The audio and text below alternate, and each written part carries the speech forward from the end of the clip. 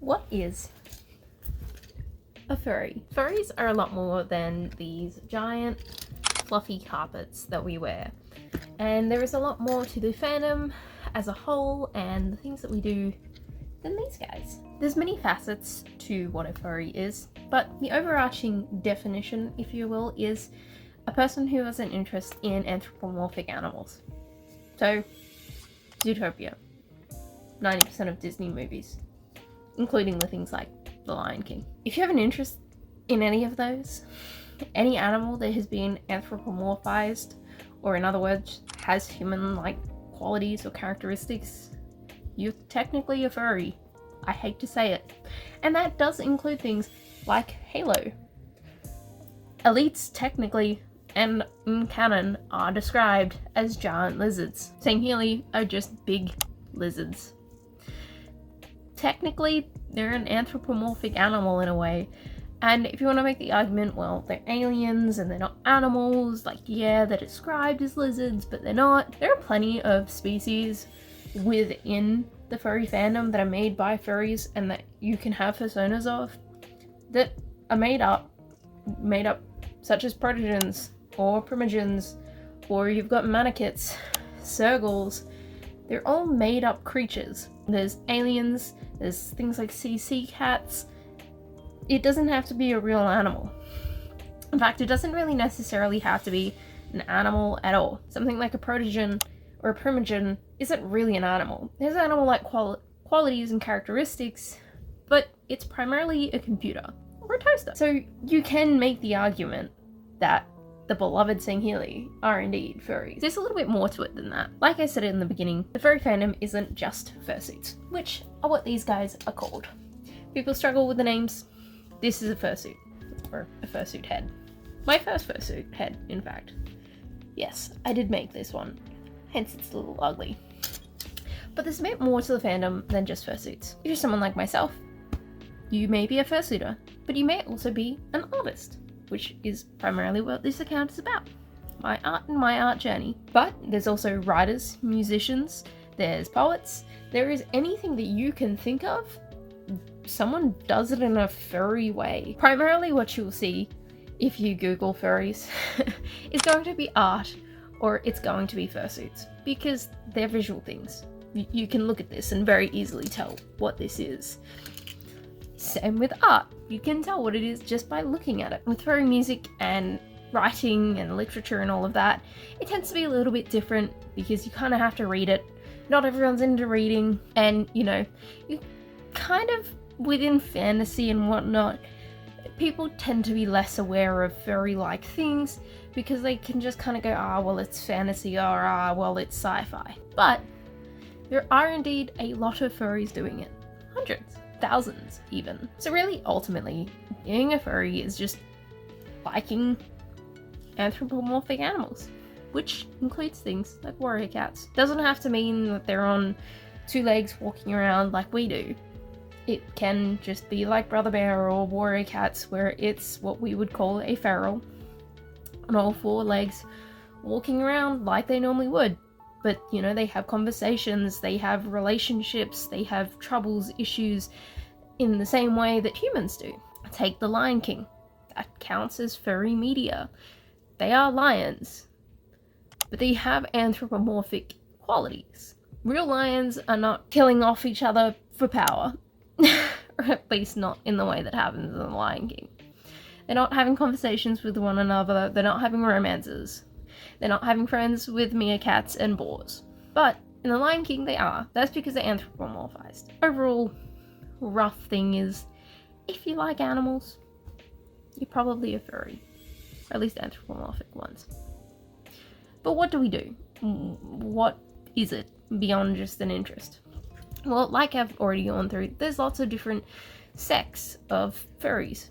Some people, just like the community, they have an interest in anthropomorphic characters and they have friends within the fandom, and they are furries because they have an interest in anthropomorphic animals and they have friends, so they go to meets, they go to conventions, but maybe they don't fursuit. I know people who do not want to fursuit. who do not like fursuiting, who never want a fursuit, never want to wear one, because it can be an uncomfortable thing, and they just don't want to, it just doesn't interest them. And they're still furries. They just like the community, they like the people, they like participating in the different things that the furry fandom offers. You have then people like myself, who primarily kind of revolve around the art communities. Now, the art communities have different sects. There's people who make physical art and who make fursuits, and then there's people who do traditional art, digital art, and more, traditional medias, if you will. The bigger artists tend to either be animators, digital artists, or fursuit makers. And fursuits kind of, whilst only having a very low proportion of furries who own fursuits, kind of are, at least publicly, the backbone of the furry community. Most people who are a furry want a fursuit. So fursuit makers are very prominent and very important in the community because they're what really makes our characters come to life.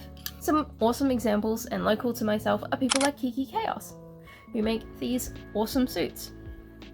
And they are massive within the community. I recently, or semi-recently, about 6 months ago, did a charity auction for one of the conventions in Australia, where Kiki Chaos have offered a fursuit commission slot for the charity auction. I believe off the top of my head, the initial starting price was about $250. Within about 2 minutes, it had gone to $3,000. All went to charity, and partially it was so high because, one, they're super popular, but because people genuinely love fursuits and the time and effort that fursuit makers put into making people's characters. Now, you of course have digital artists and traditional artists who do artworks and animations and paintings, all of that sort of stuff as well. And they are also very much valued in the community. If you are an artist and you genuinely want a fandom or a community who loves artists and who overall respects them very well, I would highly recommend just even dabbling in the furry community socially. You don't even have to do furry art or anything, but just dabbling in the community. The furry fandom on the whole is very art focused, and as a result there is a massive kind of community of artists, but also a community understanding that art is a luxury product. It costs money, and I have found that a lot less people complain about prices within the community because they have an appreciation and an understanding of what it actually costs and what it takes to make art. And overall, I find them just to be a little bit more respectful. I think because the community is so focused around art, a lot of people tend to have experience talking to artists, and so, when they're commissioning, it's not their first time round. It's not, their first time interacting with someone for art. They've done it before, and so they tend to be a little bit more respectful because they have that experience interacting and talking to artists and, asking them for what they want. Now, there's also music and writing and other things. These aren't so big. Now, I will say there is a big DJ community within the furry fandom, but music, there is some. There's the Living Tombstone, who is extremely popular. You have heard their music. For me, at least in my experience, there is a lot more people who just DJ in general than who produce very, very specific music. One song that comes to mind is Discord, which technically is a brony song, but it is by the Living Tombstone. Bronies and furries is a whole thing that I will do another video on because that is a whole kettle of fish. But Discord is a song about Discord from My Little Pony, classed as a furry song, and they do exist songs that are about furries. At least from my experience, people tend to just be DJs alongside being a furry. A lot of these people have groups. There is Fluffduff in New South Wales who do events and whatnot, and they're all furries and they all host bush duffs. They're doing a New Year's Eve event in Adelaide, I believe. One of them, or one of the founding members, works with the convention that I work for, and he helps to facilitate all of the raves and whatnot that happen at our convention, which is a whole nother side of the community. There is a massive community of ravers and partiers, dancers, whatever you want to call them in the community. If you like raving or just kind of that nightclub vibe, consider going to a convention. They go a little bit wild sometimes. And of course, there has to be someone to play the music, and that tends to be a furry DJ. And then there's writers. And this comes in the form of so many different kinds of literature. I'm a literature nerd, and writers, I love them, genuinely. And you can get pretty much anything that you can think of. Novels, short stories, poems, ballads, anything you can think of, there will be a writer for you. And of course, they tend to specialize about writing about furry characters. Now, I'm odd. This is my persona, Mocha. For me, I suppose now with the difference and change of terms, it would be more of a true sona. Little bit of a tangent. True sonas are considered kind of just to be like the anthropomorphic animal version of yourself. Fursonas can be the anthropomorphic version of yourself, but can also have like a background and be like their own character. I just use the term persona. I've been in the fandom for a long time, and I personally don't need to differentiate fursona and trusona. This is my fursona. And for a lot of people, they have a character, a background, you know, they'll go, my fursona has this job, blah, blah, blah. Nothing. There is nothing. So I don't tend to participate in the writing side of things because for me, I'm boring. There is no story or reason or anything behind Mocha. Mocha just kind of exists in a void. Like Disney princesses in their lovely pink void. Mocha just exists doing whatever I so decide.